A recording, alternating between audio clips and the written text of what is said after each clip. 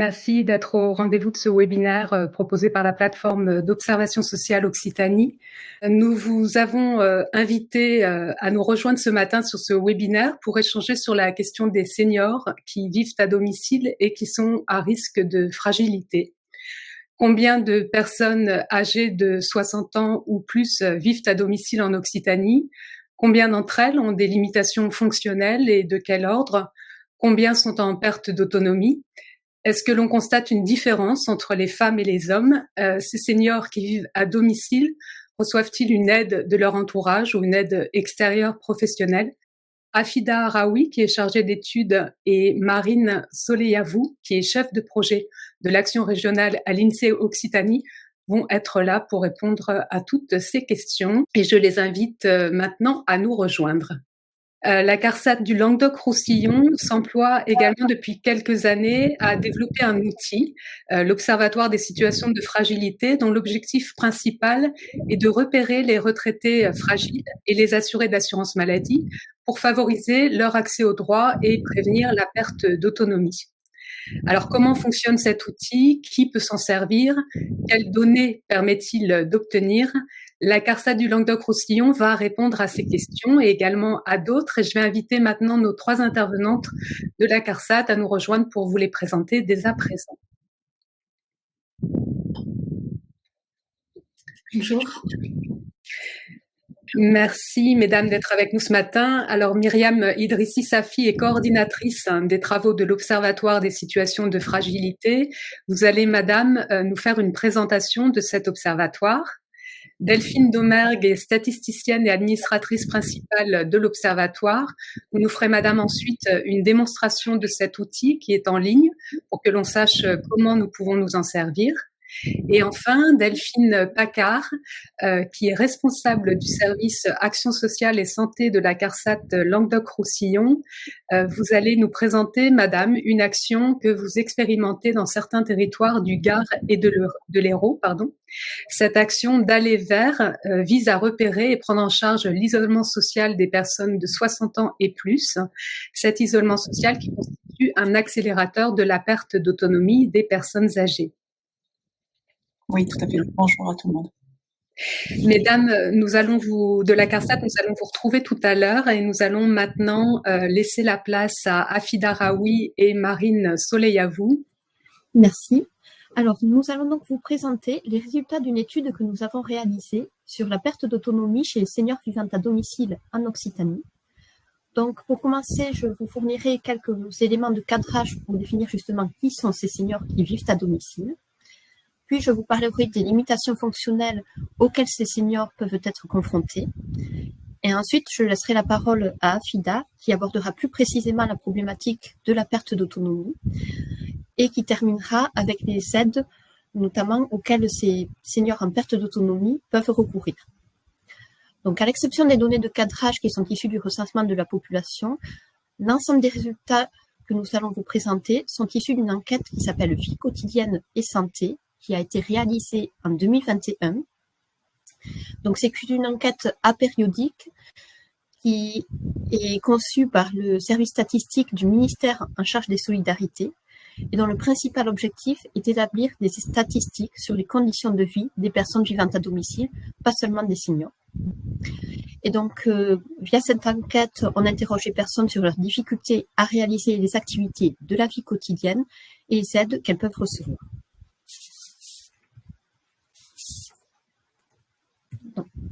Tout d'abord, qui sont les seniors qui vivent à domicile? Donc, pour cette présentation, comme dans notre étude, les seniors, ça désigne les personnes qui sont âgées de 60 ans ou plus. Donc, en Occitanie, il y a 29% des habitants qui sont âgés de 60 ans ou plus en 2020.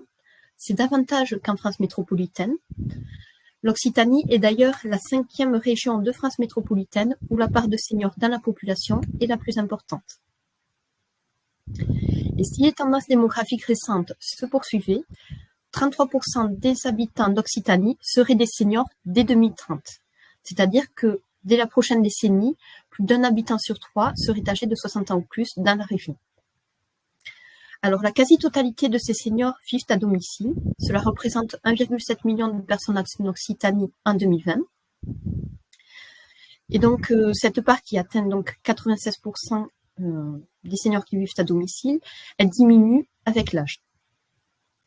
On constate également que les hommes vivent davantage à domicile que les femmes, en particulier passé l'âge de 85 ans. Et par ailleurs, si avant 85 ans, les seniors vivent le plus souvent en couple, passé 85 ans, ils habitent majoritairement seuls.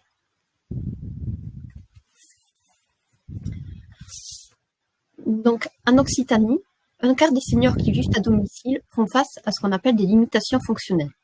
Alors, ces limitations fonctionnelles, on peut les regrouper en 3 grandes catégories. La première, qui est la plus répandue, concerne les problèmes moteurs, c'est-à-dire par exemple les difficultés pour marcher, pour monter un escalier, pour se servir de ses mains. Et donc, il y a 17% des seniors qui vivent à domicile en Occitanie qui souffrent de problèmes moteurs.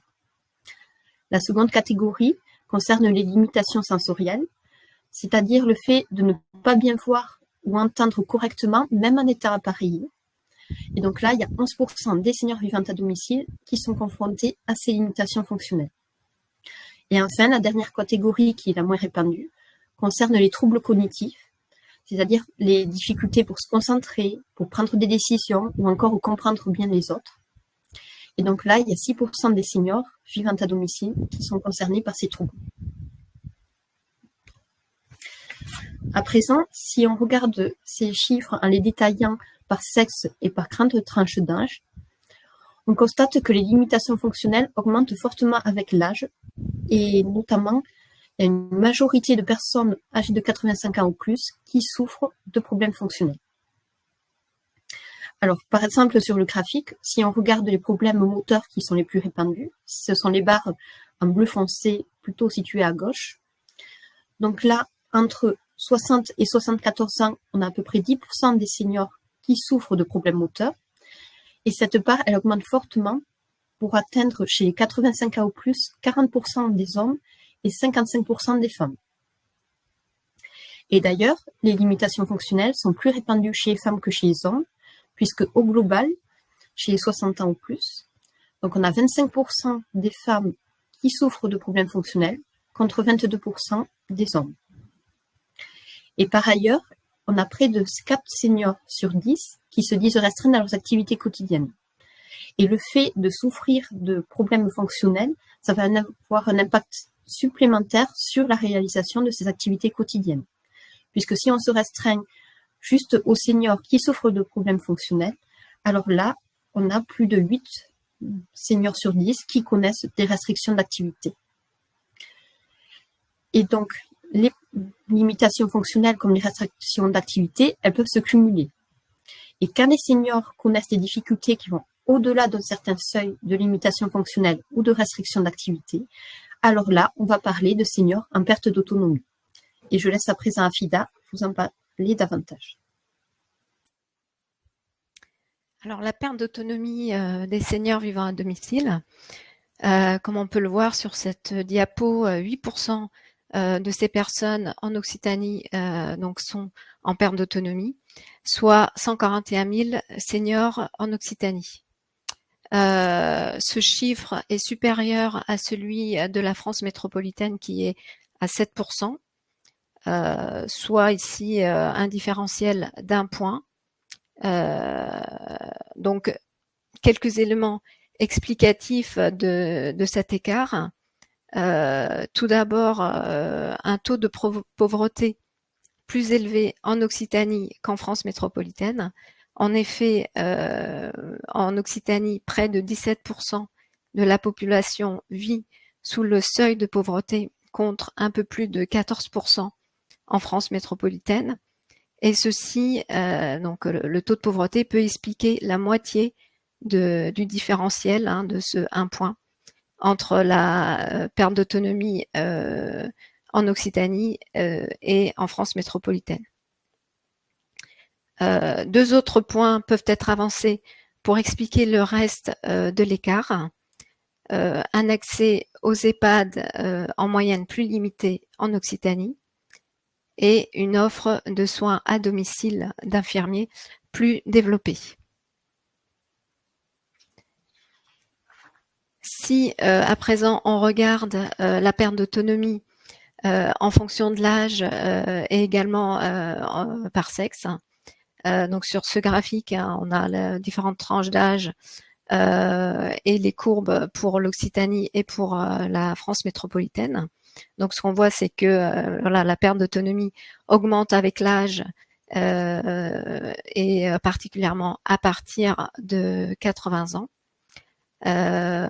Avant 80 ans, la part des seniors en perte d'autonomie vivant à domicile se trouve autour de 5%. Cette part augmente ensuite à 15% pour les 80-84 ans. Et puis ensuite, elle augmente très fortement pour dépasser 45% pour les 90 ans ou plus. On a même 50% des femmes âgées de 90 ans en plus en Occitanie qui sont en perte d'autonomie. Donc, ce qu'on peut voir hein, sur ce graphique, c'est que les femmes sont plus souvent en perte d'autonomie que les hommes. 10% des femmes de 60 ans ou plus sont en perte d'autonomie contre 6% des hommes. La raison que l'on peut avancer, c'est que l'espérance de vie des femmes est plus élevée que les hommes. Et en Occitanie, à 60 ans, une femme peut espérer vivre jusqu'à 87 ans et demi et un homme 83 ans. À présent, un mot sur les aides dont bénéficient donc les seniors vivant à domicile. Alors, en situation de perte d'autonomie, la quasi-totalité des seniors vivant à domicile et même tous ceux qui ont 85 ans et plus reçoivent une aide dans leur vie quotidienne. D'une part, 90% reçoivent une aide de leur entourage, donc le conjoint, un parent, un enfant, un ami, etc. D'autre part, 95% bénéficient de l'aide de professionnels, une infirmière, une aide ménagère, etc. Bénéficient également d'appui technique. Ça peut être une canne, un déambulateur, un fauteuil roulant, un lit médicalisé. Ou encore, ils peuvent bénéficier d'aménagements dans leur logement, barre d'appui, douche adaptée, porte élargie, par exemple. La plupart des seniors vivant à domicile en perte d'autonomie vont cumuler ces deux types d'aides. Ils sont 86% à les cumuler. Seuls 4% n'ont que l'aide de leurs proches et 9% que l'aide professionnelle ou technique. Si on regarde les aides en fonction de l'âge, on voit que plus les seniors avancent en âge, plus ils vont cumuler donc les aides. Donc sur le graphique, c'est la barre la plus haute, quelle que soit la tranche d'âge. Et moins ils vont avoir recours uniquement à leur entourage. Donc on le voit bien sur le graphique dans la partie droite, la barre qui correspond donc à l'aide de l'entourage uniquement, qui est proche de 0 alors qu'elle dépasse les 10% pour les moins de 75 ans. À présent, un mot sur l'allocation personnalisée d'autonomie à domicile dont peuvent bénéficier les seniors sous condition d'âge et de perte d'autonomie pour couvrir tout ou partie des dépenses nécessaires à leur maintien à domicile. Donc en 2021, en Occitanie, ils sont 6% à bénéficier de cette allocation, contre 4% en France métropolitaine. Et pour les 75 ans ou plus, cette part passe à 15% en Occitanie, 12% en France métropolitaine. Donc les seniors bénéficient davantage de cette allocation dans la région que dans le reste de la France métropolitaine. Donc, les principaux messages à retenir de notre présentation, c'est que la quasi-totalité des seniors vivent à domicile. De nombreux seniors vivant à domicile font face à des limitations fonctionnelles et parmi eux, 8% sont en perte d'autonomie. Et presque tous reçoivent une aide dans la vie courante. Donc, pour en savoir plus, vous pouvez vous rendre sur le site insee.fr. Donc, vous retrouverez notre étude, ce qui est présenté sur la diapo à gauche, en ayant la possibilité de télécharger des données complémentaires. Vous pouvez aussi accéder à l'étude nationale et aux autres études régionales. Donc là, c'est la partie de droite de la diapo, qui porte toujours sur ce sujet de la perte d'autonomie des seniors vivant à domicile. Vous dire également qu'une étude en partenariat avec l'ARS Occitanie est en projet pour 2025. Cette étude porterait sur les projections de personnes âgées dépendantes. Alors, il y a une question de Madame Noria Ouabi. Quand vous dites que l'accès à l'EHPAD est limité, je pense que c'est ça. Est-ce que vous pouvez nous développer ce point-là? Par exemple, si on regarde le nombre de lits médicalisés en EHPAD en 2021, donc en Occitanie, on a 92 lits par habitant âgé de 75, pour 1000 habitants âgés de 75 ans ou plus. Donc, c'est le 4e taux le plus bas de France métropolitaine, puisque au niveau de l'ensemble de la France métropolitaine, on a un taux qui atteint 97. 97 lits pour 1000 habitants âgés de 75 ans ou plus. Donc, on a globalement, au niveau de la région, un accès à des places en EHPAD qui est plus limité. Madame Ouabi complète son intervention. Est-ce que c'est parce que les personnes ne demandent pas une place en EHPAD? Donc, nous, ce qu'on constate, c'est qu'il y a une corrélation, qui est aussi valable au niveau généralement de la France métropolitaine, c'est que dans les régions qui sont moins dotées de places en EHPAD, souvent, il y a plus de seniors en perte d'autonomie à domicile. Mais après, on met juste en évidence une corrélation, ça veut pas forcément dire que les gens restent à domicile parce qu'ils n'ont pas de place en EHPAD, ou inversement, peut-être que comme les gens préfèrent rester à domicile, les pouvoirs publics ne développent pas les places en EHPAD. On ne sait pas quel est le sens. Il n'y a pas de lien forcément de causalité qui est mis en évidence. Une corrélation, mais pas forcément une causalité. C'est bien ça, je résume bien? Oui, tout à fait. Nathalie Clergeau vous demande, vous avez aussi, me semble-t-il, évoqué une offre de soins à domicile plus élevée en Occitanie. Elle laisse ouverte la question. Oui, c'est l'offre de soins infirmiers à domicile plus élevée en Occitanie, puisque là, on a à peu près 300 infirmiers libéraux ou mixtes en activité pour 100 000 habitants en Occitanie, ce qui est bien plus élevé qu'en France métropolitaine, où c'est 181 infirmiers libéraux ou mixtes en activité pour 100 000 habitants. Donc, un taux qui est plus élevé en Occitanie que dans les autres régions. Et j'invite donc Myriam Idrissi Safi, Delphine Domergue et Delphine Paccard à me rejoindre. Alors, sans transition, puisque je vous ai présenté au début, je vais vous laisser prendre la suite et donc nous partager le document qui vise donc à la présentation de l'Observatoire des situations de fragilité avec vous, Madame Idrissi Safi. Nous vous écoutons. Merci beaucoup, Madame Lecomte, pour déjà l'invitation et puis la présentation très complète de nos interventions à toutes les trois.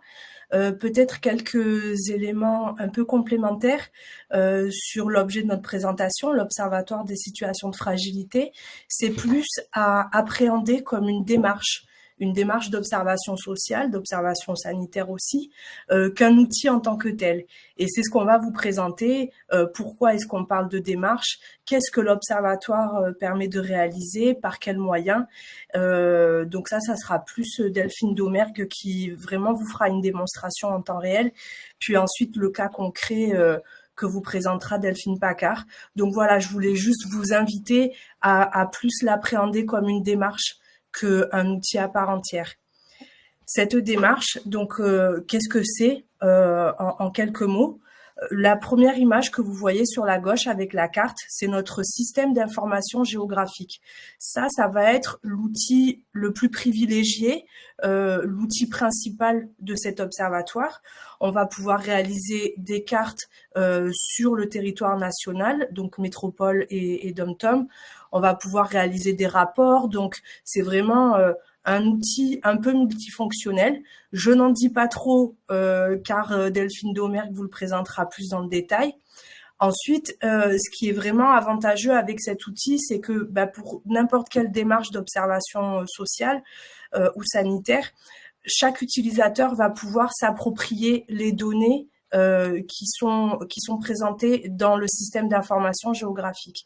Et en fait, grâce à cette appropriation, chacun pourra créer son propre diagnostic, son propre portrait de territoire. C'est l'image du milieu que vous voyez sur la slide. Donc ça, c'est pas du tout quelque chose qu'on peut trouver en libre accès. C'est vraiment la CARSAT Languedoc-Roussillon qui a mené une expérimentation à ce même titre. N'importe quel acteur peut s'approprier la donnée, se faire un portrait sur mesure. On aura aussi des portraits clés en main, mais je ne vous en dis pas trop, c'est Delphine qui vous le présentera. Et ensuite, le troisième outil qu'on va trouver dans cet observatoire, c'est un atlas des situations de fragilité. Il a été co-construit par l'ensemble des organismes de la branche retraite où on a vraiment un zoom par territoire, par région. Donc c'est l'ensemble en fait de ces fonctionnalités d'une part et de ces outils qui vont constituer l'observatoire des situations de fragilité. Alors, comment est-ce qu'on y parvient? Comment est-ce que cet observatoire peut vivre? C'est vraiment grâce à l'assurance retraite, l'assurance maladie et la MSA, donc vraiment les directions nationales qui collaborent et qui vont copiloter tous les trois cet observatoire. C'est aussi nos fournisseurs principaux de données.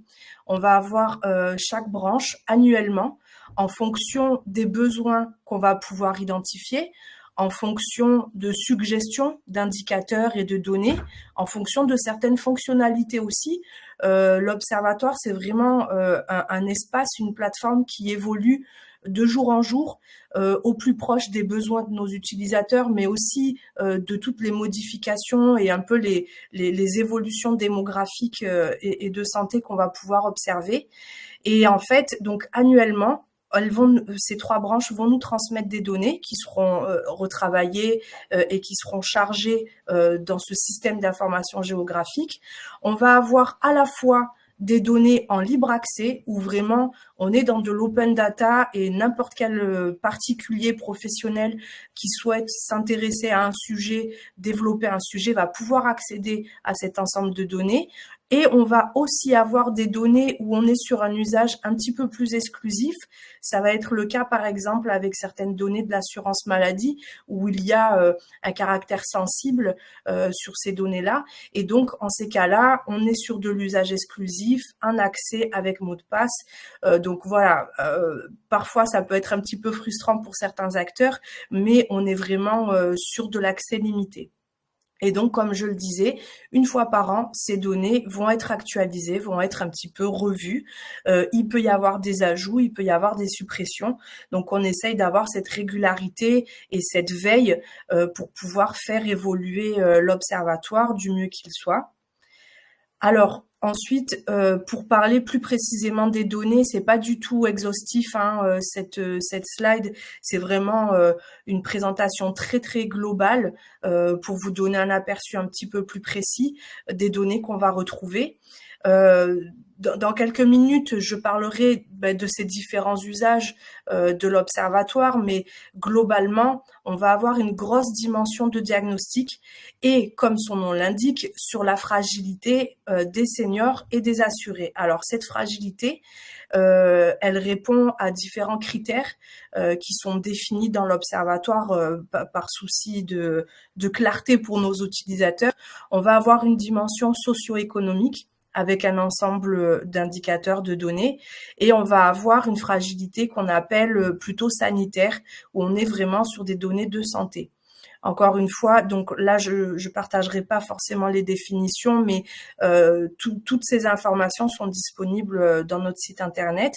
Et pour parvenir à réaliser ces diagnostics-là, l'assurance retraite, l'assurance maladie et la MSA vont partager des données présélectionnées pour partager et diagnostiquer cette fragilité. Alors, je disais des seniors, mais aussi de tout assuré, parce que suivant la donnée, pour l'assurance maladie, par exemple, on va être sur des données tout assurées.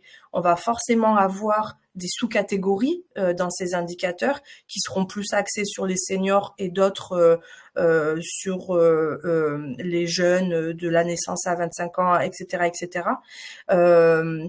On va avoir aussi des données retraite, donc ça c'est sur la première colonne. L'assurance retraite, forcément, va partager des données en lien avec le public des retraités. On parle de 2 régimes principaux, on va avoir le régime général, et ensuite, grâce au partage de données de l'assurance maladie et de la MSA, on va aussi avoir des données qu'on qualifie d'interrégime. On va avoir une présentation de l'offre de service de l'assurance retraite. Un petit aparté, une petite parenthèse. Donc, comme je le disais, un outil constamment en évolution. Là, actuellement, on travaille sur la création d'un espace dédié au bien vieillir des seniors. Je vous en dirai pas plus parce que on est en plein travaux, il n'y a pas encore de date de livraison prévue, mais une évolution prévue en tout cas sur les seniors, sur la perte d'autonomie également. Donc ça viendra, nous l'espérons, le plus vite possible, mais on est plus sur un horizon 2025. On va avoir aussi sur le volet maladie une présentation de certaines données de leur offre de service. Et pour la MSA, on va avoir à la fois des indicateurs retraite, maladie, et des données qui vont nous permettre de faire état de la fragilité des assurés. Alors, cette démarche, ces outils, ces données, tout a été créé pour répondre à des usages principaux. On n'est pas sur une liste exhaustive de tous les usages possibles et imaginables. Comme je le disais, c'est vraiment un outil où chacun peut s'approprier le contenu et en faire quelque part son propre usage. Mais dans les grandes lignes, ou en tout cas dans la genèse de l'observatoire, il a été créé en premier lieu dans le but de repérer. Je crois que quelqu'un a cliqué sur le clavier, je reviens sur la page. Donc, en premier lieu, pour repérer. Repérer quoi? Repérer des territoires grâce à son système d'information géographique, donc tout ce qui est cartographie, mais repérer aussi des individus. Donc ça, c'est un usage, comme je le disais, qui se détache un petit peu de l'outil principal géofragilité. Un usage peut-être un petit peu plus exclusif aux professionnels de l'assurance retraite, mais néanmoins, c'était l'idée, c'était la finalité première, pouvoir repérer. Mais repérer, c'est une chose, c'est encore mieux quand on agit derrière. Et c'est vraiment cette philosophie de repérer pour agir à laquelle répond l'observatoire. C'est à partir des diagnostics qu'on va pouvoir réaliser, à partir de certaines alertes qu'on va pouvoir transmettre, que derrière, un ensemble d'actions pourront être mises en place. À titre d'exemple, on va pouvoir identifier des territoires qu'on appelle des zones blanches. Alors, pour différentes raisons, un fort taux de fragilité socio-économique, une absence ou une insuffisance de structures d'hébergement comme des résidences autonomie, des lieux de vie collectifs. Et donc, nous, à partir de ce diagnostic, de cette alerte, on va pouvoir inciter, suggérer la création, un développement territoriale plus adaptée. Et donc, ce repérage, cette identification, elle va permettre aussi aux professionnels, donc plutôt, je dirais de l'ARS par exemple, la branche retraite bien entendu, la branche maladie également, mais à des décideurs de pouvoir flécher des financements, par exemple, de pouvoir prioriser des territoires en disant c'est ici qu'on doit développer des actions collectives de prévention, qu'on doit inciter l'implantation de structures d'hébergement, etc., etc. Parmi les usages principaux de cet observatoire, on a aussi un enjeu de partage. On partage de l'information, on partage des diagnostics, on partage nos repérages, on partage également parfois ce qui a été réalisé les années précédentes. On va pouvoir identifier en telle année, sur tel territoire, il y avait tant d'actions collectives de prévention, par exemple. On va accompagner les utilisateurs ou bien les destinataires en fait de pourquoi pas demande de subvention, pourquoi pas diagnostics territoriaux comme je le disais pour favoriser les actions ciblées sur ce public-là et transmettre nos diagnostics, les expliquer et ainsi accompagner les utilisateurs qu'on peut considérer peut-être comme un petit peu plus ponctuels. Et enfin, donc pour qui là aussi c'est pas du tout une liste exhaustive, mais disons que ça va être nos utilisateurs les plus réguliers, hormis les professionnels de chaque branche, comme vous l'avez compris, en région les CARSAT, les CPAM, on va aussi avoir les agences régionales de santé, on va avoir des élus locaux. Où vraiment toutes leurs actions reposent sur du diagnostic, les conseils départementaux qui sont des partenaires très étroits des CARSAT. On va avoir les conférences de financeurs pour la prévention de perte d'autonomie. Et puis ensuite, on va avoir un petit peu tout acteur de la lutte contre la perte d'autonomie des seniors. On peut avoir des associations caritatives, on peut avoir des centres sociaux, des CSAS, donc pas forcément de l'administration publique. On va avoir aussi un tissu associatif qui s'approprie de plus en plus cet observatoire et cette démarche de diagnostic. Donc, je précisais sur la dernière icône les acteurs de la lutte contre la fragilité socio-économique et sanitaire des assurés. Ça reste quand même le fil conducteur de cet observatoire, cette dimension de fragilité des assurés, assurés pour toutes les données, toute tranche d'âge et des seniors pour ce qui concerne davantage les seniors. Et donc on essaye de adapter cet outil à une variété d'usages encore plus large que ce que je viens de vous proposer. C'est vraiment sa plus-value. Pas besoin d'être statisticien pour se servir de cette ressource et de cette richesse d'informations.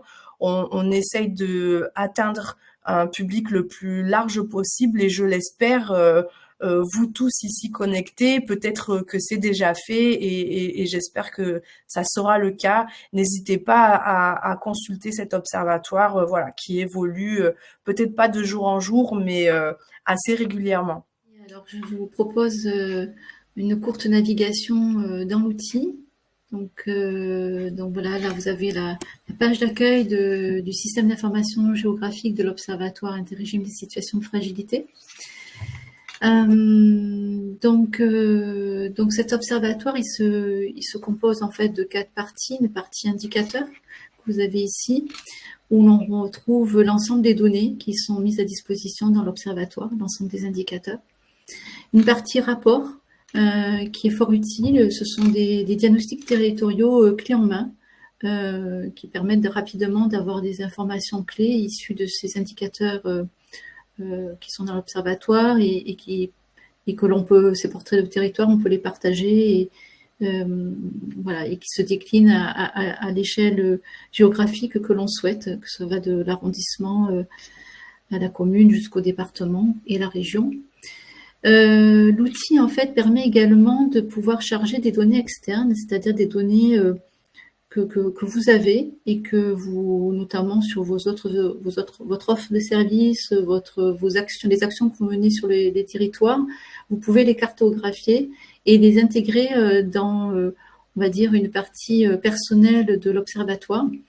Et cette cartographie, vous pourrez même également la partager avec vos partenaires ou vos collègues. Et une dernière partie qui a moins de plus-value, qui est une partie zonage et qui permet en fait de mieux comprendre les découpages qu'il y a dans l'observatoire des situations de fragilité. Donc, premier onglet, donc la partie indicateur. Donc là, vous avez une arborescence qui est proposée dans l'observatoire. Dans cette arborescence, les indicateurs sont regroupés suivant trois grandes thématiques. Une partie assurés sociaux, où en fait c'est les assurés sociaux, quel que soit leur âge. La partie senior, où on retrouve toutes les personnes qui sont âgées de 55 ans et plus, ainsi que les retraités. Et une partie ici, offre de service, où l'on retrouve l'offre de soins avec les densités médicales et paramédicales, et une partie action sociale avec des actions collectives et les lieux de vie collectifs qui vont être complètement refondus pour faire l'objet d'un observatoire dédié que l'on retrouvera bien sûr dans l'observatoire interrégime des situations de fragilité. Mais voilà, cet observatoire va être scindé en deux parties. Une partie sur l'action sociale, donc il va s'appeler le bien vieillir des seniors, et une autre partie qui sera sur l'accès aux droits et aux soins. Donc sur la partie assurés sociaux, que ce soit pour la partie assurés sociaux ou pour les seniors, les indicateurs se regroupent en fait suivant le régime d'appartenance des assurés. Donc si je prends la partie des indicateurs sur le régime général, c'est la même chose pour la MSA et pour l'interrégime. On va retrouver des indicateurs suivant différentes problématiques de fragilité. Alors sur la fragilité d'accès aux soins, on peut citer la part des bénéficiaires de la complémentaire santé solidaire. Donc ici, vous pouvez changer bien entendu le découpage. Donc si je prends ici la région, donc ici la région Occitanie, donc la part des bénéficiaires de la complémentaire santé solidaire, elle est de 10% au niveau de l'Occitanie et près de 9% au niveau national. Voilà, vous avez également des indicateurs liés à la fragilité, liés à des pathologies lourdes comme les affections longue durée, des fragilités liées au non-recours aux soins avec les consultations généralistes, le non-recours aux consultations généralistes, consultations dentistes et sans recours aux soins. Il y a également des indicateurs sur le recours aux campagnes de prévention qui sont menées par le régime général, le dépistage du cancer colorectal, du col de l'utérus, voilà, des vaccinations antigrippales. Pour la partie senior, on va retrouver donc les mêmes indicateurs sur les parties maladies. On retrouve également des indicateurs sur la retraite, donc avec les retraités qui sont en cumul emploi-retraite, qui sont polypensionnés, qui ont une carrière complète, un âge moyen de départ à la retraite, le minimum vieillesse, bien entendu, l'exonération à la CSG. Donc là, voilà, 26% des retraités sont exonérés de la CSG en Occitanie, soit 4 points de plus qu'au niveau national. Vous savez ici, voilà, ça permet de bien voir en fait les différences territoriales suivant des indicateurs de fragilité économique ou sanitaire. Pension de reversion, pension d'inaptitude et d'ex-invalide.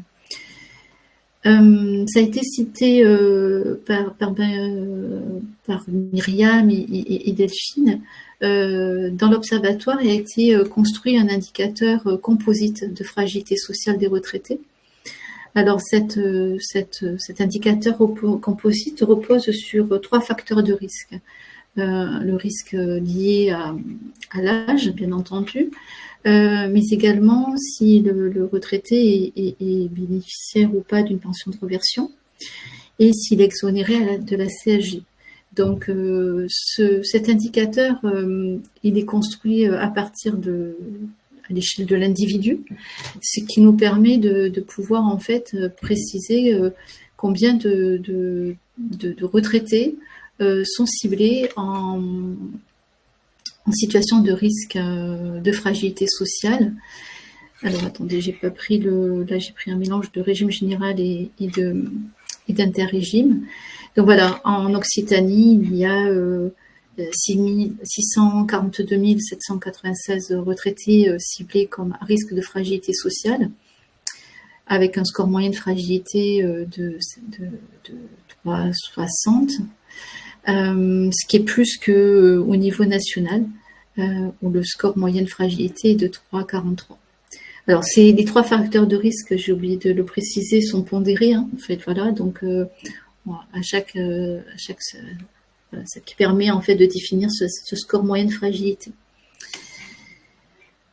Si ensuite sur l'offre de services, donc ici vous avez des densités médicales et paramédicales. Donc ça permet de voir en fait du coup où il y a des différences en fait nettes entre des zones où il y a une densité de médecins généralistes plus faible que dans notre région par exemple. Et vous pouvez bien sûr mettre en parallèle une autre cartographie qui peuvent être un peu liées. Si je reprends par exemple les seniors qui n'ont pas de médecin généraliste déclaré.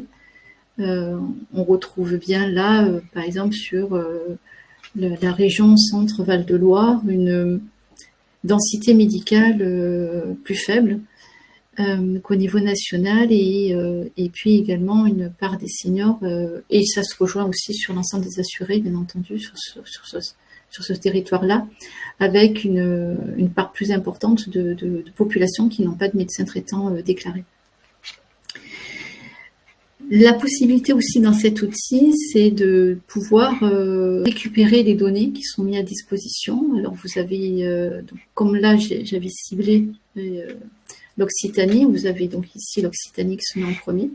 Vous pouvez très bien exporter la base de données pour pouvoir en fait l'utiliser autrement et l'exporter en différents formats en Excel. Vous pouvez sélectionner, enfin, si vous sélectionnez plusieurs territoires, vous pouvez exporter uniquement la votre sélection ou tout le jeu de données. Voilà, ça c'est une possibilité qui est également possible. Il y a la possibilité aussi alors, précédemment, au tout début de la présentation, je vous disais qu'il y avait aussi des rapports clés en main. Vous pouvez y accéder donc à partir de cette page d'accueil, mais vous pouvez également y accéder par là, éditer des rapports. Voilà, donc dans l'outil sont mis à disposition des portraits de territoire qui sont clés en main, qui reprennent l'ensemble des indicateurs de l'observatoire. Alors, on peut changer les zones d'études. Donc là, c'est Occitanie, parce que c'était la région que j'avais sélectionnée. Mais par exemple, vous pouvez prendre Toulouse ou Montpellier. Voilà, c'est juste à titre d'exemple. On peut prendre Toulouse, le PCI Toulouse Métropole. Et je peux très bien décider de ne pas le comparer, ce territoire, par rapport à la France, mais souhaite le comparer par rapport à l'Occitanie. Et il va me proposer donc la région Occitanie, ce qui permet en fait du coup de reprendre l'ensemble des indicateurs et d'avoir, on va dire, un rapport un peu déjà formalisé et pouvoir ensuite importer ce rapport et le partager si je le souhaite, si je me rends à Toulouse. Donc une réunion de travail avec mes partenaires.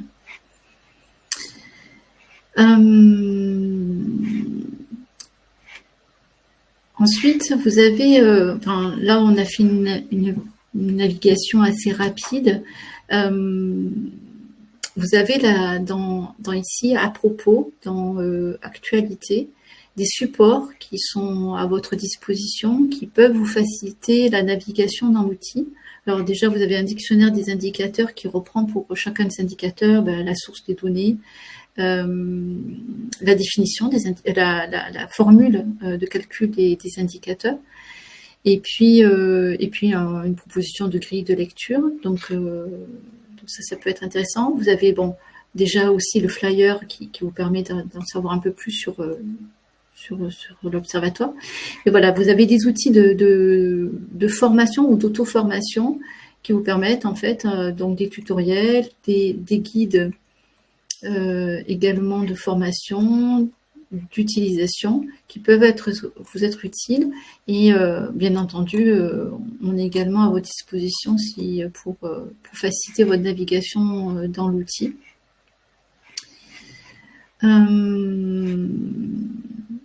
Dans la partie chargée de données externes, alors je sais pas si en fait c'est le lieu pour vous montrer son utilisation, mais c'est vraiment quelque chose qui est utile parce que ça peut vous permettre en fait de pouvoir mettre en lumière votre offre de service et avec également le diagnostic territorial du territoire qu'il y a derrière. Là, en fait, c'est tout simplement sur un fichier Excel, vous mettez une base de données avec des codes les codes INSEE, les codes géographiques, et puis votre offre de service et ça se déclinera parfaitement. Et donc, on va tout de suite enchaîner avec Delphine Paccard qui va donc nous présenter cette action qui est expérimentée dans certains territoires de l'Hérault et du Gard, cette action d'aller vers. Je vous laisse la parole, madame. Merci. Oui, j'ai vu dans le fil de discussion quelques questionnements sur le sujet qui est appréhendé, et c'est ce que mentionnait tout à l'heure Myriam Idrissi Safi, c'est que là on est sur un sujet d'observer pour repérer, pour agir. Donc on a pris un temps certain pour vous faire part de cette observation, comment elle est faite, puisque agir, on ne peut pas agir auprès des plus de 600 000 retraités en Languedoc-Roussillon et d'ailleurs sur tous les territoires. Donc il y a un enjeu réel tout d'abord de repérer, d'observer les territoires à risque. On est notamment sur l'est de l'Occitanie, sur lequel je vais plus parler, puisque nous, notre territoire d'intervention, c'est l'est Occitanie au niveau de la CARSAT, donc les 5 départements, Gard, Hérault, Lozère, Pyrénées-Orientales et Aude. On a des spécificités territoriales très différentes d'un coin à l'autre de la région. Et donc, il y a vraiment un enjeu de repérer ces territoires à risque de fragilité, de repérer les besoins des retraités qui sont en situation de fragilité sociale pour adapter au mieux nos offres de services et pour définir notre politique action sociale en fonction de ces territoires et en fonction des besoins des retraités. Et en effet, ensuite, on passe à l'action, puisque c'est notre enjeu de derrière agir auprès de ces personnes et notamment les plus en situation de fragilité sociale.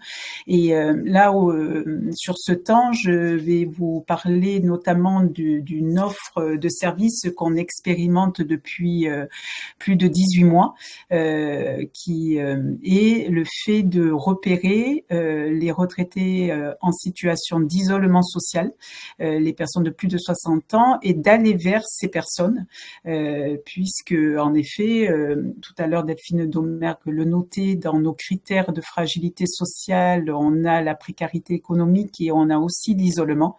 L'isolement est un vrai enjeu de pouvoir le repérer puisqu'il a un impact très fort en termes de risque de perte d'autonomie, en termes de santé publique. et bien entendu aussi au niveau éthique, de pouvoir repérer ces personnes. Et donc effectivement, nous, dans notre politique action sociale au niveau des caisses de retraite, on a cet enjeu de repérer ces personnes. C'est également un enjeu partagé puisque les conseils départementaux, les ARS ont ces mêmes objectifs. L'ARS notamment au travers de la lutte contre les inégalités sociales de santé. Donc, l'expérimentation dont je vais vous parler, en fait, est en cours d'articulation avec notamment les conseils départementaux et les conférences des financeurs de la prévention de perte d'autonomie. Il me semble d'ailleurs qu'il y a certaines CPPA qui sont présentes lors de ce webinaire, donc vous n'hésiterez pas si vous souhaitez intervenir. Mais voilà, là, on va passer dans un exemple d'agir au vu de ce repérage de ces situations de fragilité. Je vais passer à l'autre slide. Donc rapidement, mais de fait, ça rejoint la présentation des données de l'Observatoire que vous avez eue il y a quelques minutes. On est sur un territoire où les seniors à risque de fragilité sociale sont nombreux. On fait partie d'une des régions où le pourcentage de seniors repérés à risque de fragilité sociale est le plus élevé. Donc déjà un vrai enjeu dans notre région à ce sujet.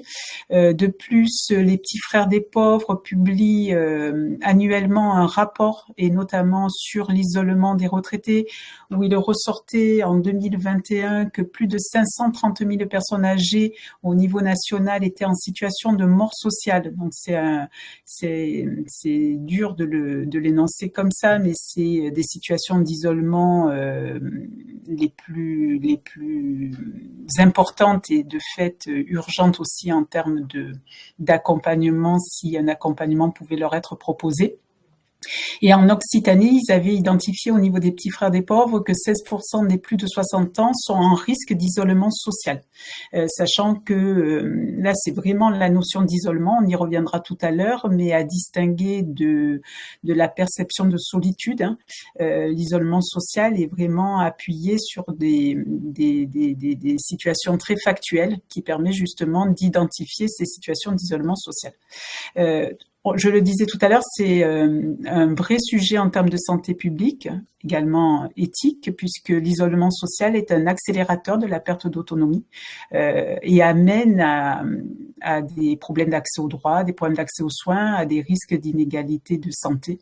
Donc, objectif partagé avec tous nos partenaires. Et donc, notre objectif dans cette expérimentation, c'était d'identifier déjà les acteurs qui peuvent faire le repérage de ces personnes isolées et les partenaires qui sont à même de pouvoir les accompagner pour mettre en place un circuit qui permette justement de pouvoir mettre en synergie ces acteurs qui puissent travailler ensemble pour ce repérage. Donc pour ça, on a identifié 6 territoires, 3 dans le Gard et 3 dans l'Hérault. Dans l'Hérault, Lunel, Castries et Clermont-Lérault. Dans le Gard, Alès, Nîmes et Vergès. Et donc l'expérimentation a été conduite sur ces 6 territoires.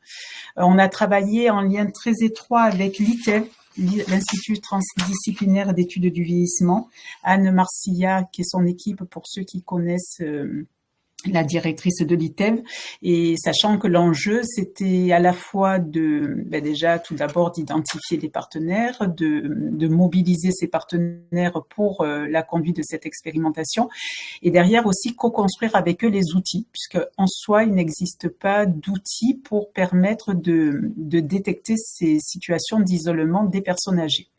Donc, on a travaillé au niveau des acteurs avec les bailleurs sociaux, avec certains bailleurs sociaux qui sont présents sur ces territoires, avec certains services d'aide à domicile, mais également des porteurs de projets d'action collective de prévention. Et côté acteurs de la prise en charge, on a travaillé avec bien entendu les petits frères des pauvres qui sont sur cette mission forte d'accompagnement des retraités isolés, mais aussi bien sûr les acteurs Mona Lisa, les CCAS et puis les centres sociaux. Donc, il y a eu un gros travail déjà de rencontre de tous ces acteurs, de coordination entre ces acteurs et également de co-construction des outils pour pouvoir lancer cette expérimentation. Donc, en termes d'outils, a été construit un questionnaire qui repère cet isolement et qui permet de scorer le degré d'urgence de cet accompagnement, sachant que dans cette expérimentation, l'enjeu, c'est également que l'information soit la plus fluide possible entre les acteurs qui détectent et les acteurs qui accompagnent, pour que dans toutes les situations, une réponse puisse être apportée à la personne. Alors avec bien entendu la condition première qui est qu'il y ait un consentement de la personne pour pouvoir être contacté par un acteur, que ce soit une association, un centre social, un CCAS ou un autre acteur, et donc avec également la constitution de fiches de liaison pour faciliter la communication entre les différents acteurs sur ces situations. Donc un impératif de répondre à ces personnes et on va dire au plus vite pour les situations qui ressortent comme les plus urgentes ou les plus compliquées, et également un enjeu de faire un retour aux acteurs du repérage. Parce que la difficulté également, c'est parfois qu'il y ait des signalements et qu'après l'acteur qui effectue le signalement n'ait pas le retour, donc qui crée de la frustration, puis aussi peut-être un problème après d'accompagnement de la personne qui aurait été signalée. Donc c'est pourquoi il y a eu un questionnaire qui a été co-construit donc avec ce niveau de scoring, des fiches de liaison, à la fois pour les acteurs qui détectent, qui orientent vers la prise en charge, mais également les retours des acteurs sur la prise en charge qui a été faite, une fiche de consentement bien sûr pour avoir le consentement du retraité, et également un livret des acteurs sur les territoires en question pour bien identifier qui peut prendre en charge ces situations. Et puis une petite vidéo qui est en cours de finalisation pour justement pouvoir communiquer au mieux sur ce circuit, sur ces outils et pouvoir le déployer après sur les différents territoires. Donc, quelques données sur 3 mois, sachant que l'expérimentation a été plus longue, hein, mais quelques données là sur la période de mars à mai 2024.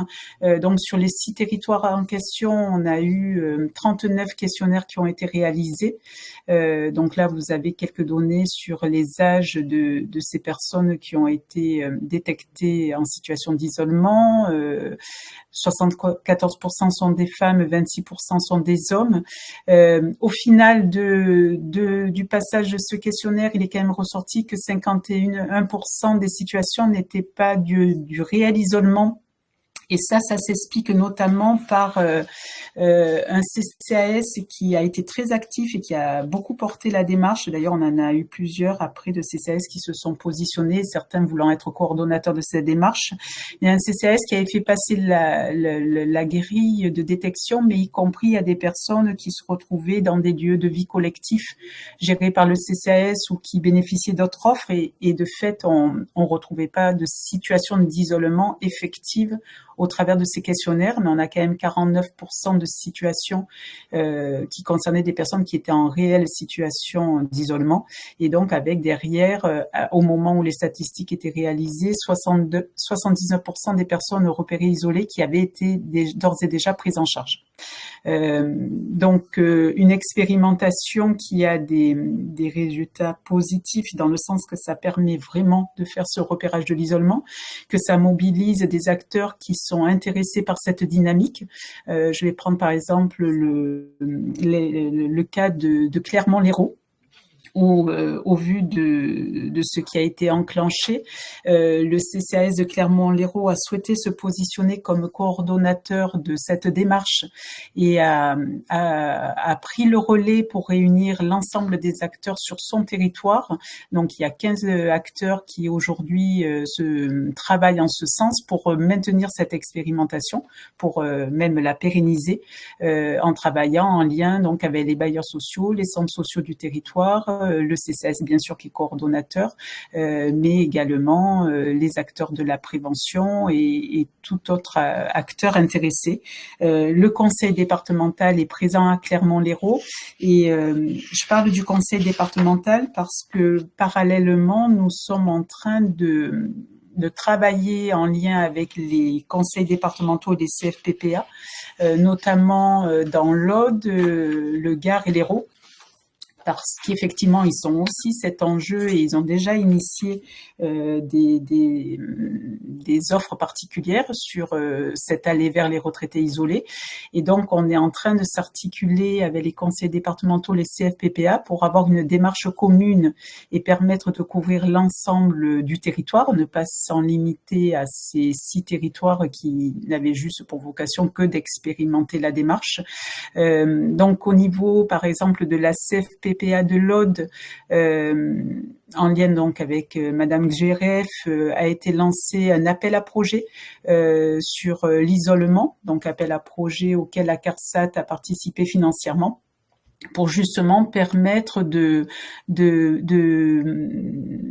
former plus de bénévoles des structures qui prennent en charge ces situations pour avoir un réseau de partenaires encore plus étoffé sur le territoire pour la prise en charge de toutes ces situations.